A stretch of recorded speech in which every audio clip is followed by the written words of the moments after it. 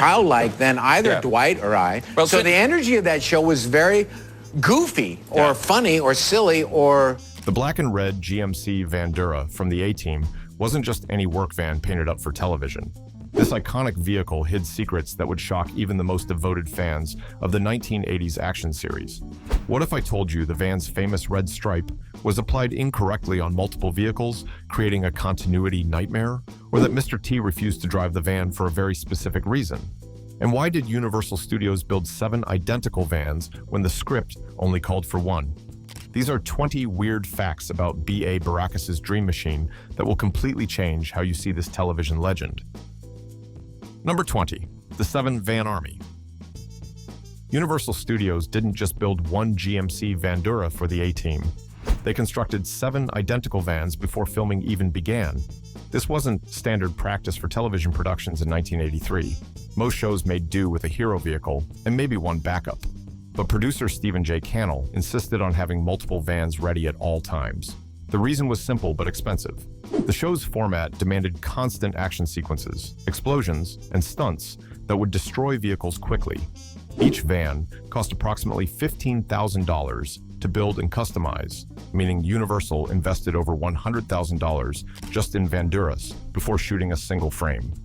3 vans were designated as hero vehicles for close-ups and dialogue scenes.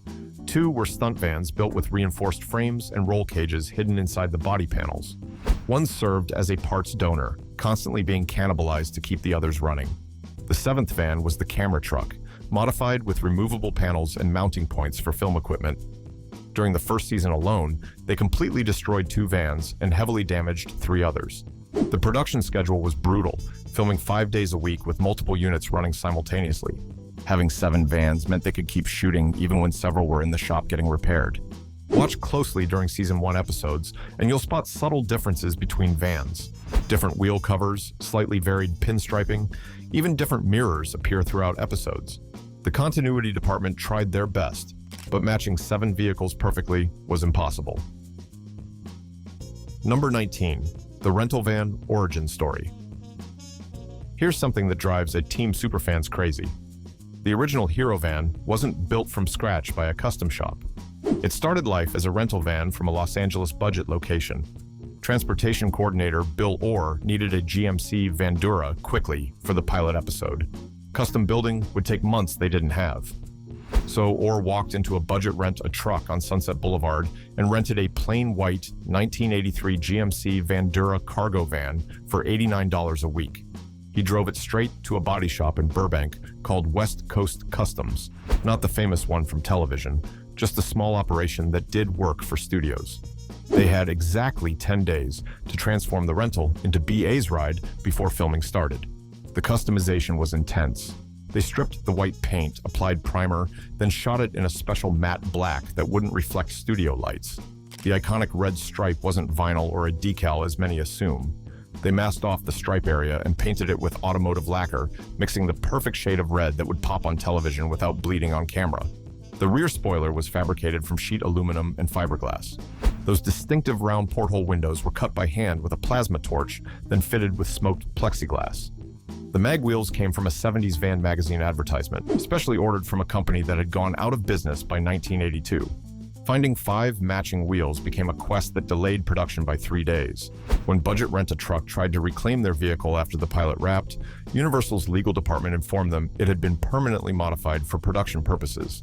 Budget received $5,000 compensation, and Universal kept the van. However, what I've done is, around the edges, I have just secured it with masking tape. Of course, I didn't see that when they were filming it, but look at that. Number 18. Mr. T's driving phobia. Mr. T never drove the van during filming, and the reason has nothing to do with acting or stunt work. He was genuinely terrified of driving after a serious car accident in 1975 left him with lasting anxiety about being behind the wheel. The production kept this secret for years, using clever camera tricks to hide the fact that B.A. Baracus rarely actually drove his own van. For wide shots showing the van driving through Los Angeles, stunt driver Bud Davis wore a Mr. T wig and fake gold chains. The resemblance was good enough that audiences never noticed. For close-up driving scenes, they'd use a process called poor man's process. The van sat stationary on a soundstage with a rear projection screen showing moving backgrounds. Mr. T would sit in the driver's seat, hands on the wheel, while the background created the illusion of movement. You can spot these scenes by watching the lighting. Studio shot driving scenes have perfect, and even lighting that doesn't match the changing shadows you'd see from actual street driving. The few times Mr. T actually drove the van on camera, he insisted on driving at exactly 15 miles per hour, even when the script called for high-speed chases. Director of photography Frank Biascoechea had to undercrank the camera, filming at fewer frames per second to make the slow speed driving appear faster when played back at normal speed. This technique from the silent film era worked perfectly, making Mr. T's cautious 15-mile-per-hour drives look like intense 30-mile-per-hour pursuits. The rest of the cast knew about his fear and protected the secret. George Peppard once told a reporter that Mr. T was the best driver on set, a complete lie designed to deflect attention from the truth.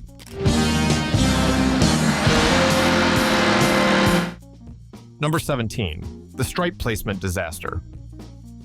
That famous red stripe running along the van's side wasn't consistent across all 7 vehicles. Each body shop that worked on the vans measured the stripe differently, creating a continuity nightmare that haunts Blu-ray viewers today. The stripe on Hero Van number 1 sat exactly 11 inches from the bottom rocker panel. Hero Van number 2 had its stripe 12.5 inches up.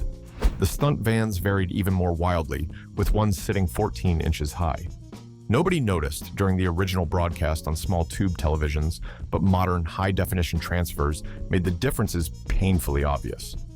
Fan forums have spent years cataloging which episodes used which van based solely on stripe placement. The worst offender was the stunt van used in Season 3. Its stripe was applied by a rush job shop in Mexico during location filming. They eyeballed the measurement and got it completely wrong, placing it 15 inches up and making it nearly 2 inches wider than specification. Episodes featuring this van stand out like a sore thumb to dedicated fans. Universal's continuity supervisor discovered the problem mid-season 2, but couldn't halt production to fix 7 vans. The decision was made to just keep shooting and hope audiences wouldn't notice. It was sent to prison by a military court for a crime they didn't commit. Number 16. The fake mag wheel shortage. Those distinctive 5-spoke mag wheels weren't actual magnesium alloys. They were cheap aluminum copies that looked like expensive magazines on camera. The original wheels came from a company called American Racing, but by 1983, that specific 5-spoke design had been discontinued for 3 years. Transportation coordinator Bill Orr scoured salvage yards across Southern California trying to find matching sets. He needed at least 35 wheels, 5 for each van. After weeks of searching, he'd only located 18 wheels in decent condition. Desperate, Orr contacted a prop fabrication company in Pasadena. They created molds from the original wheels and cast replicas in aluminum, then chromed them to match. The fake wheels looked identical on camera, but weighed significantly less than real mag wheels. This caused handling problems during stunt sequences. The lighter wheels would sometimes crack under hard landings after jumps. Stunt coordinator Gary Combs complained constantly about wheels breaking during filming. They'd shoot a jump sequence and crack 2 or 3 wheels, requiring immediate replacement before the next take. By Season 4, the production had gone through over 100 replica wheels.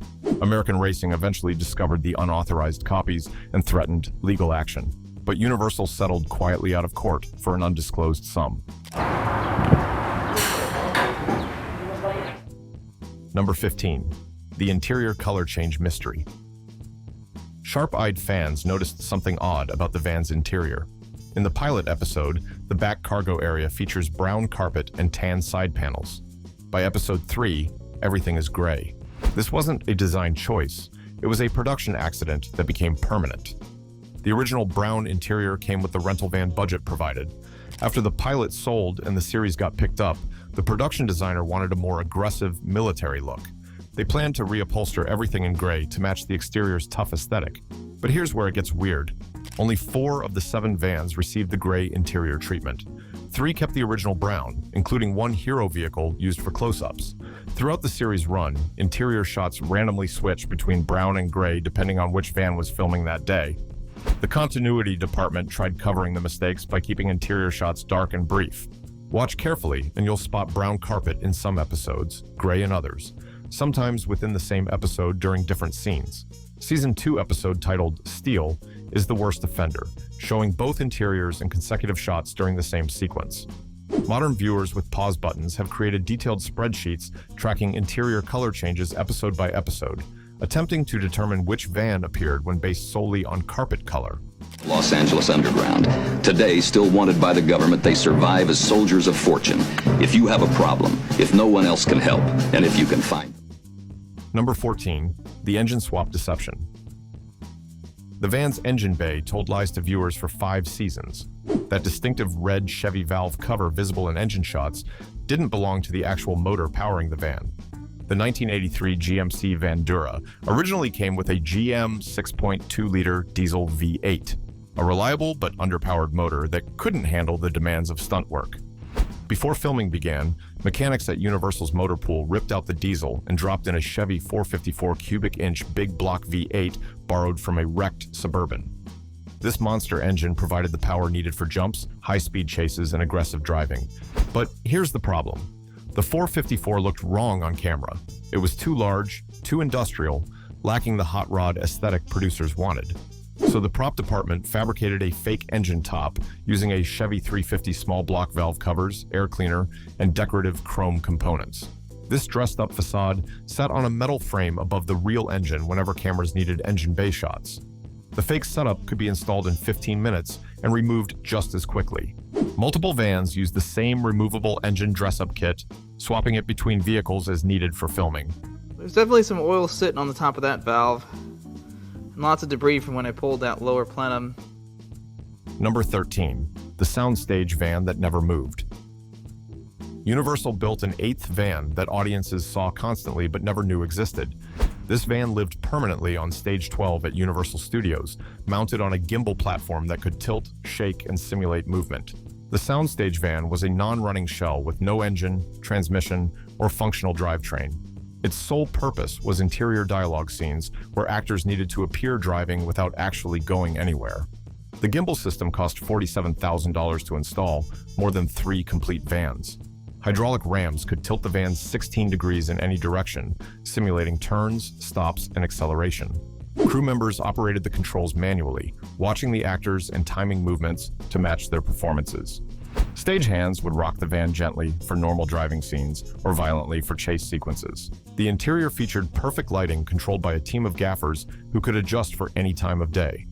This setup eliminated problems with weather, traffic, and permits that plagued location shooting.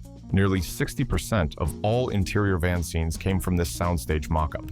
The gimbal van had one major advantage: consistent audio recording. Real driving created wind noise, engine rumble, and road sounds that muddied dialogue. The soundstage provided pristine audio quality every time.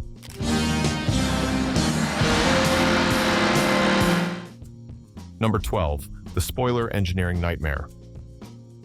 That rear spoiler wasn't just cosmetic, it created serious aerodynamic problems at highway speeds. The design looked aggressive and matched the van's tough aesthetic perfectly, but engineers never tested it in a wind tunnel. During the first high-speed chase filmed on California Interstate 5, the van became nearly uncontrollable above 60 miles per hour. The spoiler generated significant lift at the rear, making the back end float and reducing traction. Stunt driver Gary Davis reported the steering felt dangerously light during highway sequences. After that near disaster, Universal hired an aerodynamics consultant from Lockheed who'd worked on aircraft design. His analysis revealed the spoiler's angle was completely wrong, creating lift instead of downforce. The solution was expensive: redesign and fabricate new spoilers for all 7 vans. The replacement spoilers had a different angle, barely noticeable to viewers, but crucial for safety. They also added small vertical fins on each end that disrupted airflow and prevented lift. The modifications cost $12,000, but made the vans controllable at speed. Episodes filmed before the spoiler fix show noticeably skittish handling during highway scenes compared to later seasons.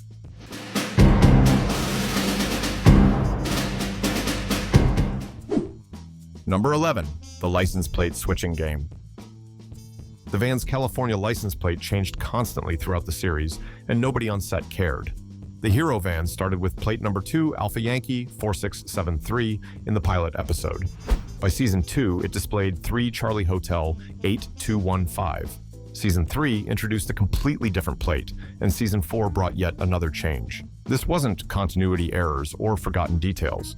California's Department of Motor Vehicles required annual registration renewals for all vehicles, including picture cars. Rather than renew fake registrations every year, the prop department simply fabricated new plates whenever needed. They kept a drawer full of random California-style plates and grabbed whichever ones were handy for each shoot. Some episodes show the van with no front plate at all, violating California law but simplifying filming. The prop master eventually created a master plate that read 2 Alpha 3 578 Hotel, using it consistently during Season 5. Fan websites have documented at least 17 different license plate combinations appearing throughout the show's run. The most bizarre occurrence happened in Season 3 when the van briefly displayed a Texas plate during location filming in El Paso, confusing viewers who wondered why BA's van suddenly had out-of-state registration. The surprise inspections, who knows? There might even be a very bad accident, and I know. Number 10. The bulletproof glass that wasn't. Those tinted windows weren't bulletproof despite the show's premise that the team constantly modified their van for combat situations. The production used standard automotive glass throughout all 7 vans. Real bulletproof glass would have been prohibitively expensive and unnecessarily heavy for vehicles that never faced actual gunfire. But here's where it gets interesting. The prop department created the illusion of bulletproof protection using clever tricks. Whenever scripts called for bullets hitting the van's windows, special effects coordinator Joe Lombardi pre-scored the glass with a diamond cutter, creating weak points invisible to cameras. Small explosive squibs attached to the interior side would detonate on cue, shattering the pre-weakened glass in controlled patterns that looked like bullet impacts. The technique worked perfectly, but meant replacing windows constantly. Universal's prop department kept a warehouse full of replacement glass panels. They'd swap out shot-up windows overnight, having fresh vans ready for next-day filming. The show went through approximately 240 window panels across 5 seasons. Season 4 introduced a new problem when California changed automotive glass regulations, requiring different tinting specifications. Half the vans had old spec windows, half had new spec, creating another continuity issue that sharp-eyed fans eventually noticed.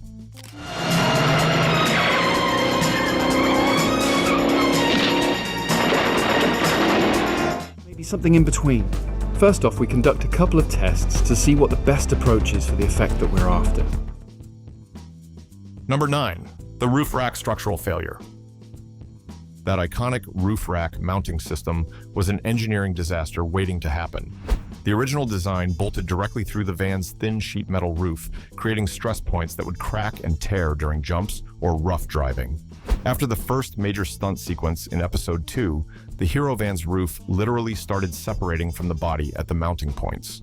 Metal fatigue had created inch-long cracks radiating from each bolt hole. Production shut down for 3 days while engineers redesigned the entire mounting system. The solution involved welding steel reinforcement plates inside the roof, distributing stress across larger areas instead of concentrated points. Each van required 16 hours of welding work to retrofit the reinforcements. The modifications added 73 pounds to each vehicle's weight, affecting handling and fuel economy. Stunt coordinator Gary Combs hated the added weight, claiming it made the vans more sluggish during action sequences. But the reinforcements proved necessary. During Season 3 filming, one UN-reinforced stunt van's roof rack tore completely off during a jump, taking a chunk of roof with it. That van was scrapped immediately. The remaining vans received additional reinforcement, adding another 40 pounds. By series end, the roof mounting system was bulletproof, even if the windows weren't.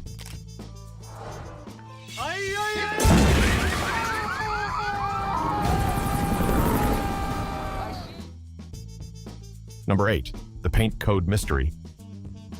That matte black finish wasn't a standard automotive color. Universal's paint shop mixed a custom formula specifically for the vans, but nobody documented the exact recipe. When touch-ups were needed, painters had to eyeball the mixture, creating subtle variations across vehicles. The original formula used a flatting agent that reduced gloss to nearly zero, perfect for preventing camera glare. But the matte finish was impossible to clean. Water spots, fingerprints, and dirt showed immediately. Between takes, crew members constantly wiped down the vans with special microfiber cloths. By Season 3, frustrated painters switched to a semi-gloss black that was easier to maintain, but looked slightly different on camera. Episodes from different seasons show noticeably different paint sheens when viewed back to back.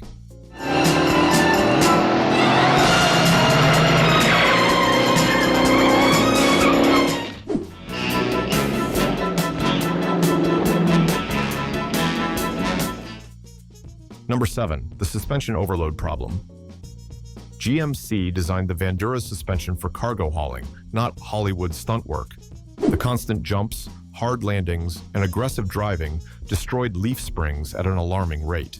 Mechanics replaced rear leaf springs every 3 weeks during active filming. The production tried heavy-duty truck springs, but they made the ride too stiff for dialogue scenes where actors bounced around uncomfortably. The compromise was custom-fabricated progressive rate springs that were soft during normal driving, but stiffened under heavy loads.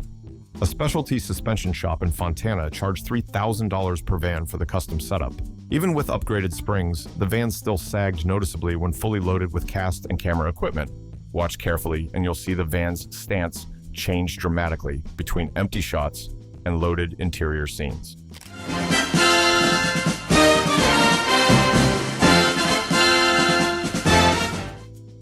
Number 6. The steering wheel swap. The original GMC steering wheel was replaced in all vans with an aftermarket Grant GT sports wheel. This wasn't for aesthetics, but necessity. The stock wheel was too large for the aggressive driving stunts required. Stunt drivers complained they couldn't execute quick maneuvers with the factory wheel's wide diameter. The Grant wheel was 2 inches smaller, allowing faster hand-over-hand steering during chase scenes. But the swap created problems. The Grant wheel's horn button didn't work with GMC's wiring. Rather than rewire 7 vans, they simply disconnected the horns. Throughout the series, you never hear the van's horn because it literally didn't work. Sound editors added horn effects in post-production whenever scripts called for it. The smaller wheel also sat closer to the driver, making Mr. T uncomfortable during his limited actual driving scenes. Of course, I didn't see that when they were filming it, but look at that. Oh man, I was such a huge fan of this show. Number 5. The porthole window lawsuit. Those distinctive round side windows triggered a lawsuit that nearly cost Universal millions. A custom van builder in Orange County named Danny Martinez claimed he'd patented the porthole window design in 1979. Martinez argued Universal stole his intellectual property when they cut circular windows into the A-Team van. His company, Martinez Custom Vans, had been installing porthole windows on conversion vans for years before the show aired. Martinez demanded $300,000 in damages, plus royalties, for each episode featuring his design. Universal's legal team fought back, arguing porthole windows had existed since maritime history and couldn't be patented for automotive use. The case dragged through courts for 18 months during Season 2 production. Producers considered redesigning the windows, but decided the porthole shape was too iconic to change. The judge ultimately ruled in Universal's favor, determining Martinez's patent was too broad and unenforceable. But the lawsuit cost Universal over $120,000 in legal fees. Martinez later claimed the publicity helped his custom van business, so he considered it a win despite losing the case. The porthole windows stayed, becoming one of the van's most recognizable features.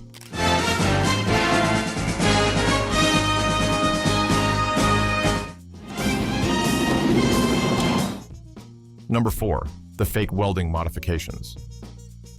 Inside the van, welding equipment and tool racks suggested BA constantly modified his vehicle. None of it was real. The welding tanks were empty aluminum shells. The torches were props that couldn't produce flame. The elaborate tool wall featured real tools, but they were permanently mounted with hidden screws and couldn't be removed. This created problems when scripts called for the team to actually use tools from the van. Prop master John Zabrocki kept a separate set of functional tools stored in boxes under the bench seats. During scenes requiring actual tool use, actors would grab props from the wall, then swap them off camera for working versions.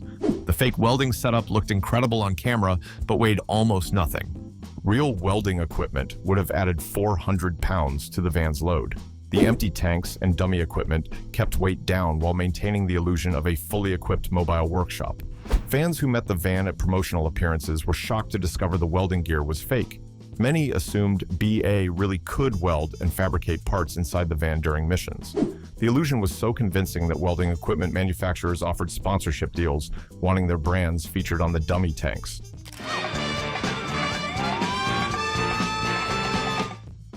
Number 3. The transmission destruction rate. The vans devoured transmissions at a catastrophic rate. GMC's standard turbo hydromatic 3-speed automatic transmission wasn't designed for stunt driving abuse. During Season 1 alone, production replaced transmissions in all 7 vans at least twice. The problem was brutal.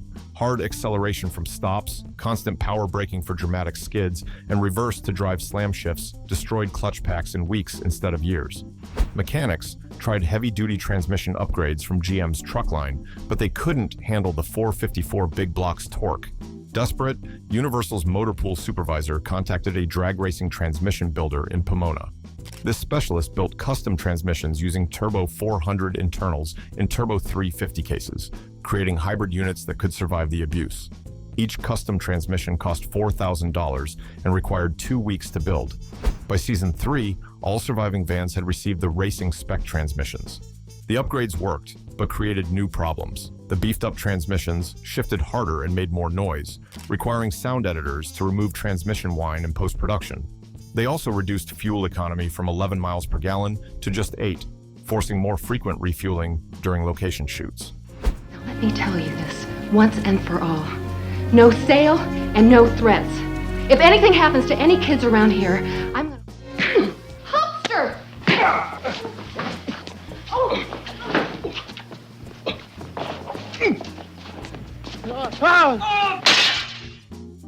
Number 2, the rear door reversal mistake.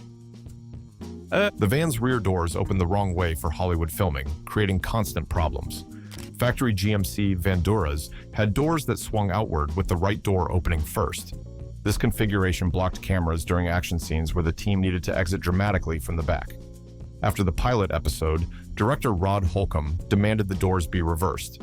Universal's fabrication shop removed both doors, flipped the hinges, and reinstalled them to swing the opposite direction. This modification cost $8,000 per van and took 3 days each to complete. But reversing the doors created structural problems. The door latches now fought against their original design, causing frequent failures.